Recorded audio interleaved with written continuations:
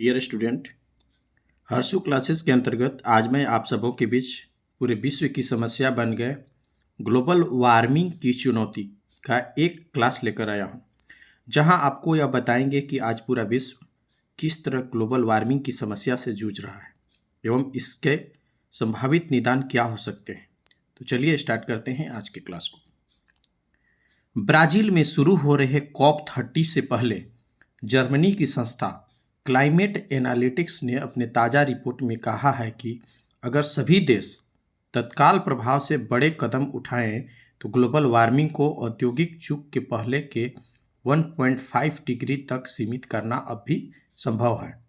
इस रिपोर्ट में कहा गया है कि अगर दुनिया तेजी से विद्युतीकरण के साथ सौर और पवन ऊर्जा का विस्तार करे एवं कोयला, तेल और गैस का इस्तेमाल चरणबद्ध तरीके से बंद करे तो 2040 तक तापमान 1.7 डिग्री तक बढ़कर स्थिर हो जाएगा और 2100 तक तापमान घटकर 1.2 डिग्री पर आ सकता है।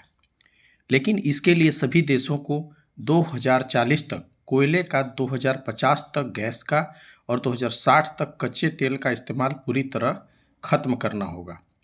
कार्बन डाइऑक्साइड उत्सर्जन को 2045 तक नेट जीरो पर लाना होगा और 2060 तक सभी ग्रीन हाउस गैसों को खत्म करना होगा।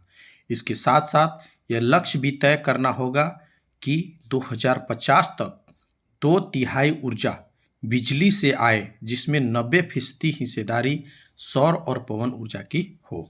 रिपोर्ट में स्पष्ट कहा गया है कि ग्लोबल वार्मिंग को नियंत्रित करने में सरकारों के अब तक के प्रयास नाकाफी रहे हैं। फिलहाल स्थिति यह है कि वैश्विक तापमान का पहले ही 1.3 डिग्री बढ़ चुका है और 2024 अब तक का सबसे गर्म साल रहा। क्लाइमेट एनालिटिक्स के मुख्य कार्यकारी के मुताबिक वैश्विक तापमान का 1.5 डिग्री से ऊपर जाना वैश्विक राजनीतिक विफलता का उदाहरण होगा। उसके ऐसे भीषण पर्यावरणीय दुष्प्रभाव होंगे जिन्हें टाला जा सकता है।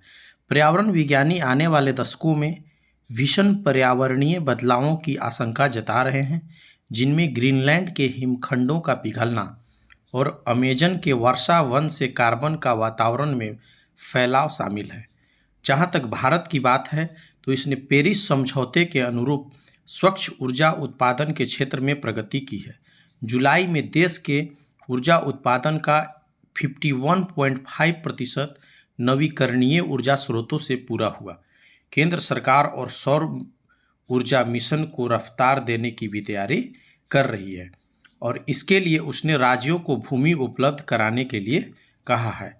चूँकि ग्लोबल वार्मिंग के भयावह उदाहरण हम सब देख रहे हैं, ऐसे में उम्मीद करनी चाहिए कि COP30 में सभी देश न केवल पेरिस समझौते के अनुरूप राष्ट्रीय जलवायु योजना पेश करेंगे बल्कि उन पर गंभीरता से अमल भी करेंगे।